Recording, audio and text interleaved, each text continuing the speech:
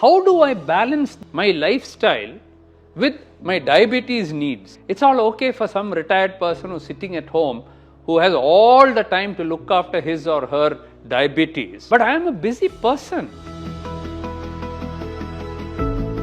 In the management of diabetes, you take 4 pillars. The first pillar is diet control. The second pillar is exercise. The third pillar is education. Fourth pillar is medicines. Of course, medicines are very important. We take away the fourth pillar. Sitting is the new smoking. Earlier we used to say that if you smoke, you will get cancer, you will get heart attack, all kinds of other diseases that you can name. Sitting produces all of this. Can you imagine? It will increase your weight, your sugar will increase, you're increasing your risk of heart attacks. So you may say, so what should I do? Lifestyle becomes very, very important. Do you want a cheat day? Cheat, but cheat proportionately. Don't cheat so much.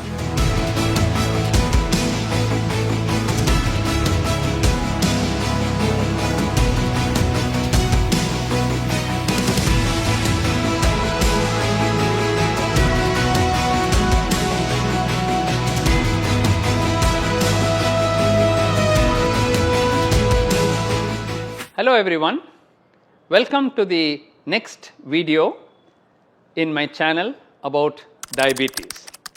In this video, I am going to talk about something which is very, very important, very practical and very common, which all of you face, and it's a question which comes to me regularly. So people tell me, doctor, it's all very nice. You're telling us follow diet, go for exercise, do this, do that and all that. It's all okay for some retired person who's sitting at home who has all the time to look after his or her diabetes. But I am a busy person. I am working. How do I balance this, my lifestyle, with my diabetes needs? It's not that I can divorce the two and say, no, work time I'll do something. My diabetes is coming with me to work. So how do I do that? It is a genuine problem.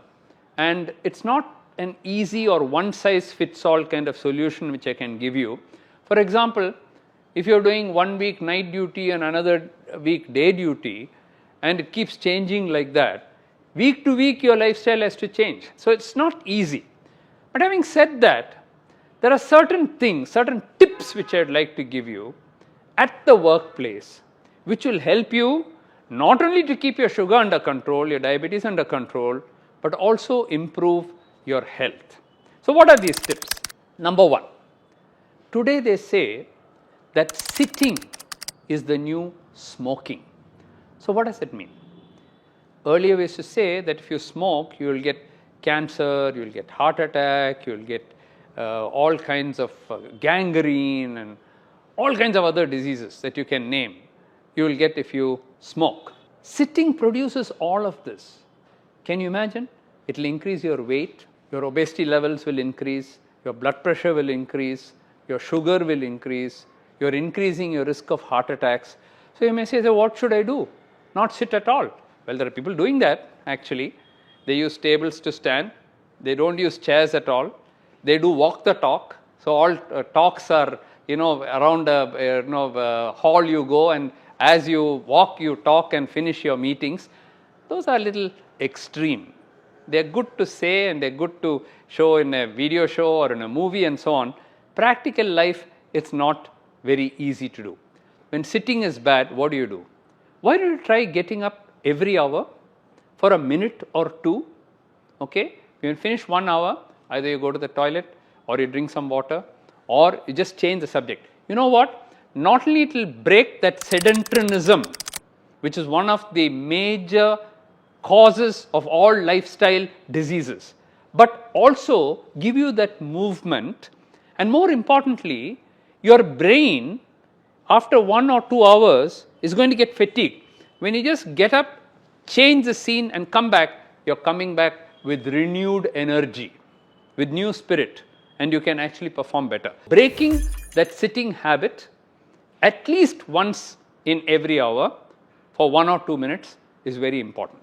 Some people say, I'm going for my walk in the morning, so why should I worry about this sedentarism. So that brings me to exercise. Yes, your morning walk or evening walk, whichever is convenient for you. It can be a walk, it can be a jog, it can be a swim, it can be a game, it can be badminton, it can be tennis, it can be anything that you want. It can be dance, it can be anything that you want. But movement is very important for the human body, and it should be regular. So if you do that, to some extent that sedentarism you're getting rid of.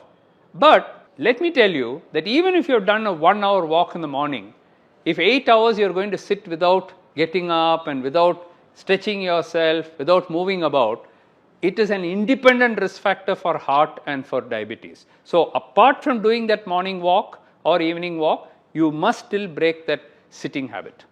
Number 3, I don't have to tell you about bad habits. If you have diabetes and you smoke, you might as well not control your diabetes, because smoking is going to kill you in more than one way, either by getting heart attacks, or by producing blocks in your arteries, or by producing cancer. It also makes your blood pressure high, and it makes your sugar also go high. So for a diabetic patient, somebody who has diabetes, smoking is a strict no, and there's no compromise in that. What about alcohol? That also comes under lifestyle. Well, alcohol, you can't be as strict as I was with smoking and tell you no. Why is that? Because there are some studies, limited studies of course, which show that maybe a small amount of alcohol may be beneficial for you. But you know what? Those studies come from France, and it's using red wine. It's in southern France, Bordeaux, and that's where the studies have come from. Maybe for the French people, the red wine grown in France may be useful. Has anybody shown that that same red wine is useful in India? So far, no. Unfortunately, the studies that we did, large collaborative studies across various industries, when we did an industrial cohort study, we found that alcohol is actually bad. So if you ask me, better to avoid alcohol, or if you take it, very small quantities infrequently. Everyday drinking is bad. Binge drinking, even on a weekend, is bad. So an occasional social drink is probably okay. Next, we come to sleep. I've talked about sleep in one of my videos. Going to bed on time, sleeping 6 to 8 hours a day, roughly at the same time, if possible. I know you'll immediately tell me, no, but I have night shift. What can I do about that? At least in the daytime, try to get. Or, even for such people, keep that regular. During the night duty time, I will do this way. During the day duty time, I will follow that pattern. At least the brain will know, oh, there are 2 patterns here, and I will adjust to both those patterns. So that at least you try to make regular. Don't make it irregularly irregular, like some of our pulses. Irregularly irregular, we call it. Don't do that, then your brain will get totally confused and your chronobiology will be totally upset. So sleep is also very important. Diet, you cannot overemphasize the importance of diet. What you eat, how much you eat, at what time you eat, the speed at which you eat, all are very important. So it's not that, oh, I've cut down my portion size, but it's okay. What is there in that portion size? That is also very important. So each one of these, and there are videos where I'm talking extensively about diet.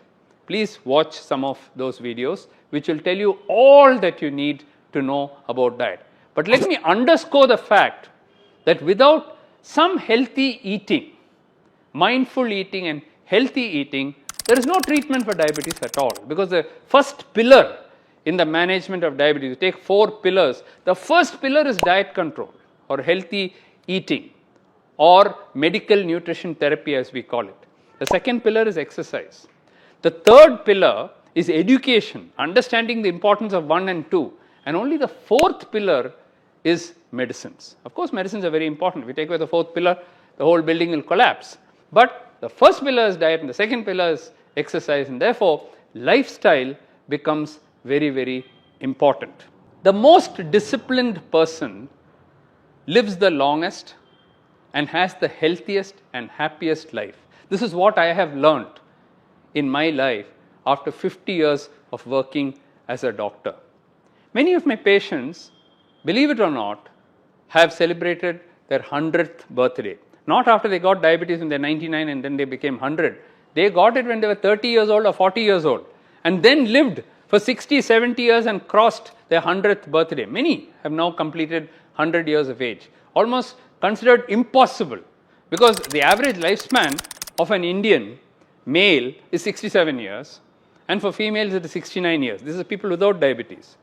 When their lifespan is like that, talking about a person with diabetes who got it when it was 30, 40 years old and now celebrating 100th year of his or her life is no mean achievement. I'm sure you'll all agree with me.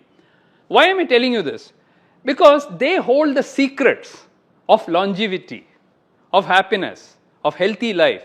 So we have interviewed them, the press has interviewed them and asked them, what did you do? Were you all what, marathon runners? And they said, not one of them has run a marathon, not one of them has done competitive sports. But all of them had been doing some physical activity.